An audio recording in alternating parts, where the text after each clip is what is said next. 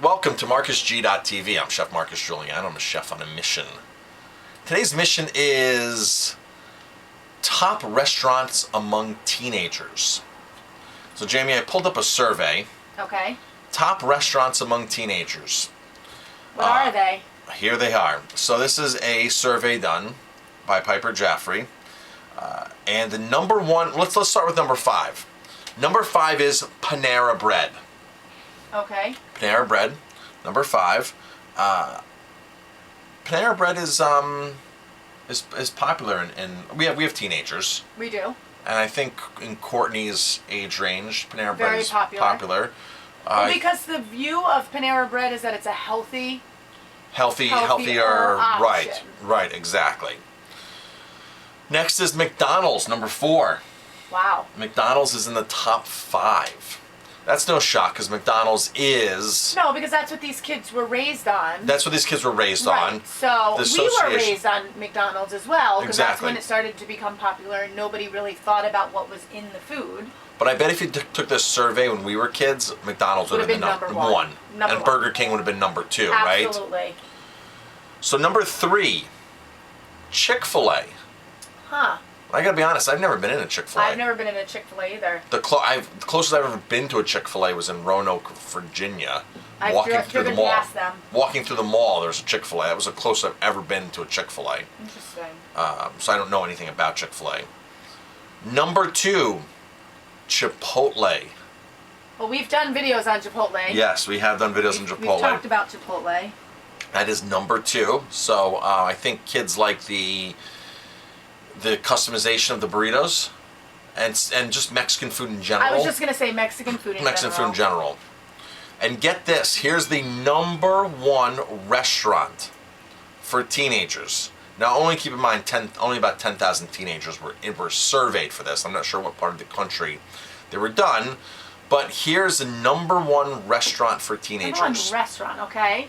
Starbucks. Wow, as a restaurant. Yeah. Or is it more of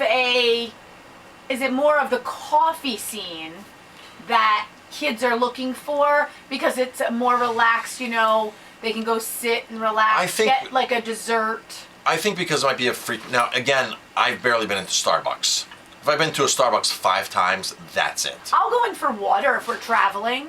Every once in a while I'll get a tea or something there, but I have never, I've never gotten coffee from Starbucks. Well, we don't really drink coffee. We don't drink coffee. Coffee's not really a healthy food, especially when you're talking about non-organic, especially when you're talking about stuff with sugar and stuff with milk or cream added in, and these frappuccinos and these lattes. But the one thing about Starbucks is they do have soy. They do have soy, you're right. I think they might even be having almond milk there now soon, too. Really? Did you read that or somebody I think I saw it there when I went through to get water or something at one point. So I believe teens are going there for the coffee. Definitely they're going there for the coffee. Definitely the coffee. So let's talk about coffee. And they do have sandwiches and things like that as well there. Oh, they do? At Starbucks, they do, yes. Okay.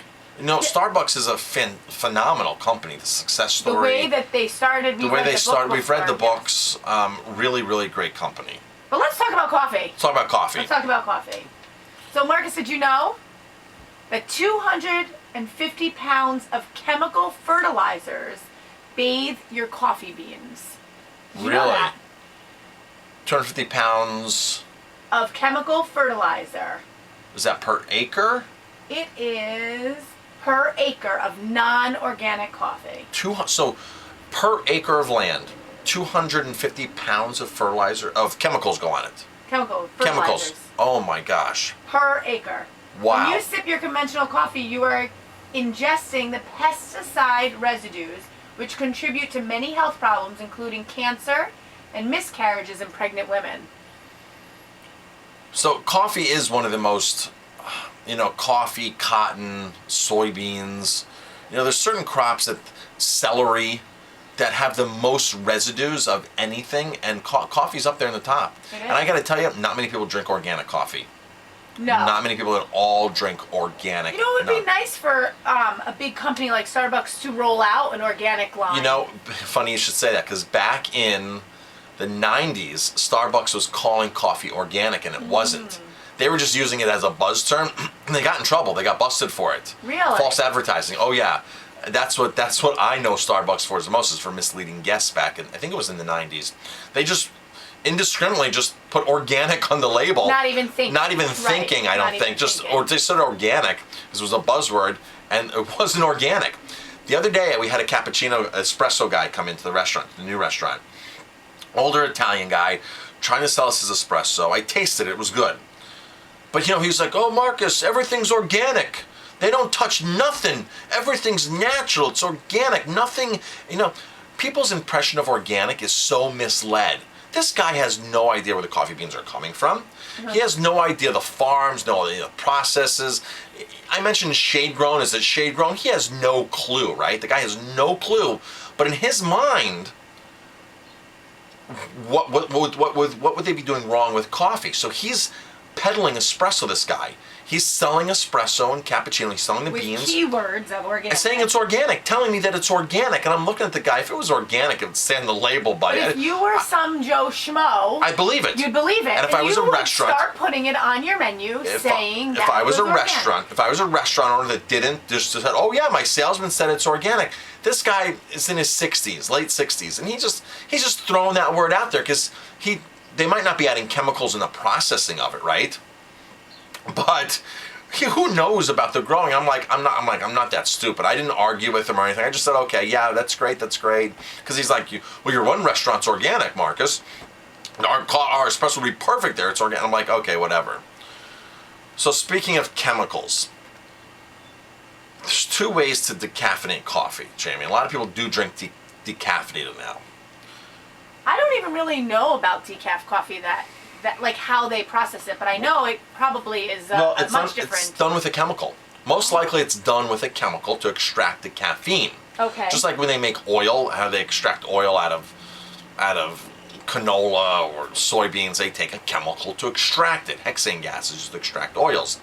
Same thing with coffee. They extract with a chemical the coffee. So you have this possibility of this residue of this chemical. There is a Swiss process, which is a water decaffeination process, which is much, much, much safer. But of course, it's more expensive, and the big brands don't do that. I met a restaurant owner recently that was proud to announce that he was serving instant coffee in his restaurant. I met a few. That was an interesting. I met a few restaurant owners that do instant coffee. Well, what they're looking for is non-waste, right? Non-waste, easy feasibility. Easy. Nobody can screw it up, and it might taste good. It might fit some of their themes if they're a large banquet hall or something. But I know some restaurants that brag because we talked to a lot of other restaurants. They're using instant coffee. It's just like, really, and it's just it's funny. It's funny when you start talking to other restaurateurs about food and to salespeople about food, because people just don't know what real food is these days. No. But they're willing to tell us, "Oh, it's organic. It's this. It's that. It's that." So yeah. So. Decaf can be carcinogenic because of the chemicals they use. So if you are drinking decaf, look for a Swiss water decaf. So, what else do we have on coffee? All right. About saving the environmental and the farmers. Environment is so huge on coffee. It's a very intense crop. Non-organic farmers are at risk because they spend so much time working with the pesticides, right? So, absolutely. So you're putting the farmers at risk, plus you're putting yourself at risk for non-organic. All those chemicals, the land. I mean, it's got to go somewhere. It's going into the ground. And coffee's going into the air. Coffee's usually grown on slopes, right? Oh, okay. So it's all just, you start spraying, it's all going down. All that chemical stuff is just going down. So not only are you drinking it, but we drinking it in the coffee, not us personally because we don't drink coffee, but people that are drinking coffee, they're drinking it in the coffee, but then all of a sudden, the local communities, all that runoff of the water is just is getting into these communities. And of course, a lot of these farmers or these co-ops, they're not there for their communities. They're there to make money. Some of these are more impoverished countries, and they're just doing what they can do to get more yield. And they don't care about sacrifice because a lot of these countries have no laws. I mean, America, even though we have laws, we still don't have laws that protect us, the citizens. But a lot of these countries have nothing set up. No EPA, no DEC. There's nothing set up in any of these countries. And they'll abuse everything they possibly can, every resource they can, just to make money, just to squeeze any kind of money into it. So what is the difference between organic coffee, fair trade coffee, shade grown, bird friendly, which I've never heard? What are the differences between these? So those are all good. So you can't confuse fair trade coffee with organic. Fair trade just simply means that the farmers got paid more of an adequate wage. They're getting treated better. They're getting treated better. There's no child labor, so supposedly. But these things, even though we've done a lot of research with chocolate, and a lot of people say there's no child labor in chocolate, and there is, it's happening. But fair trade certified means that they're getting paid more for their beans. The co-op, the farmers are getting paid more for their beans. So don't confuse that with organic, because you can still make organic coffee not fair trade. Even though the two work harmoniously together, if something's organic doesn't mean that they're getting paid fair, right? Doesn't mean they're getting paid a fair wage. So fair wage, fair trade can still mean that they're spraying chemicals all over everything, but they're getting paid more money to spray the chemicals, right? Right. So don't confuse the two of organic and fair trade.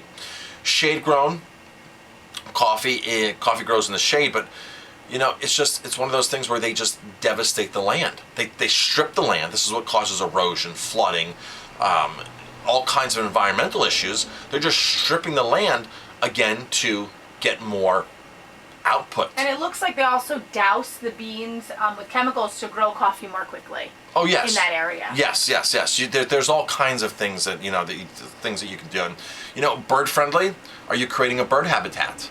Because every time we grow something, every time you do something, every time you alter the land, you're altering an ecosystem. So by destroying the land, you're destroying the birds. You're not destroying the birds per se, but you're destroying their habitat, which then destroys the ecosystem, which then throws things off, right? Right. So the birds are there, they're predators, they eat certain things. So everything's there for a reason. So the idea for bird-friendly coffee is to grow coffee where you're encouraging the birds to live harmoniously with your crops. And it's a hard thing in any agriculture, and any agriculture business, any farming business, to have wild animals live harmoniously with your crops. Right. Because they can eat your crops. They can destroy your crops, especially when you start talking with wild boars and like grapes, wines. These wine growers have to grow the grapes at a certain distance above so the boars can't reach the grapes. Other than that, the boars are going to come through and just eat. The wild pigs are just going to come through and eat all the grapes. So how do you make things harmoniously? How do things coexist? So bird friendly is a way for things to coexist. So, we didn't even talk about the effects of caffeine, and I don't want this video to go on too long, but caffeine itself is not a good thing. And these kids are drinking, adults, anybody going to Starbucks. A lot of caffeine. Well, tons not only coffee, but sodas. And so things that are loaded with caffeine. The detriments of caffeine is just, it's a stimulant. So for Starbucks to be the number one choice for kids, for teens. For kids. Imagine, I would guarantee it's probably the number one for adults as well. Because of how many locations they have. Probably, and they it's have, all over. thousands and thousands of locations worldwide. I mean, from Tokyo to San Francisco, right? Right. They're everywhere. But we didn't even talk about, we talked about coffee per se, but we never even talked about like all the chemicals that Starbucks might be adding to, like their pumpkin latte. Well, into everything, into all of those mixes, into all the mixes, into the flavorings, to the flavorings, because they make specialty drinks. You don't go into Starbucks for a regular coffee. People don't do that, right? Right. They go in there for those flavors, the seasonal things. Just like they go into Dunkin' Donuts for those.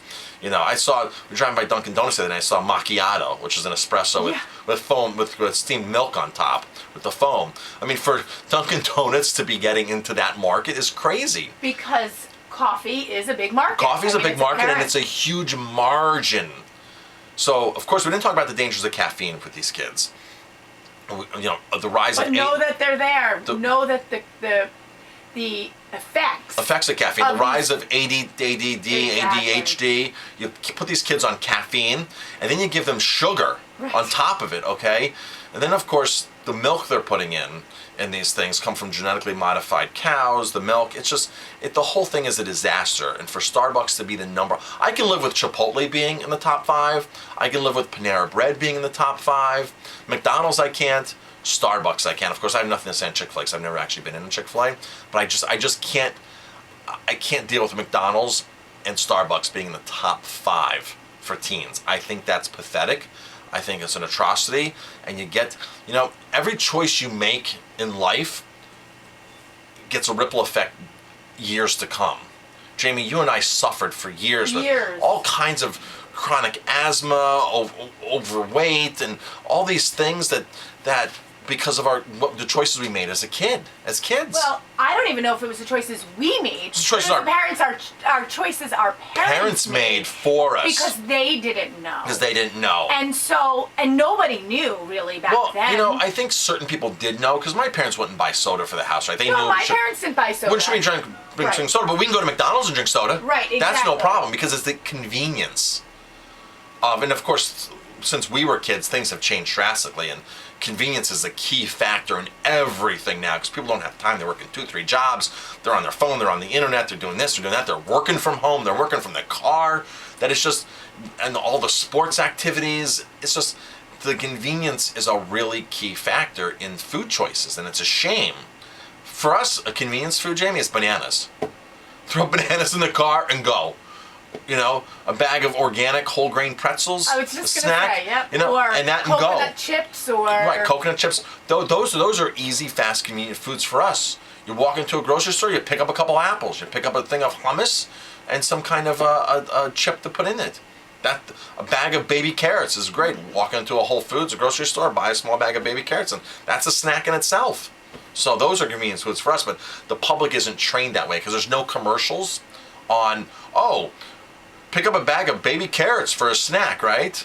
There's no commercials for those kind of things. Oh, look at my 6-pack of bananas. They travel well. They go and there's no commercial. There's no media. There's no representation for that kind of stuff. Instead, it's McDonald's. It's Cheerios. It's Cocoa Puffs. It's soda. It's Starbucks all over the media. So, I'm Chef Marcus Giuliano. And Jamie. And Jamie, yes. I'm back. Thanks for watching. Thanks for tuning in. If you like our videos, please hit like, subscribe to our channel. Just do something. Leave a comment. Pass it on. Do something. Thanks for watching.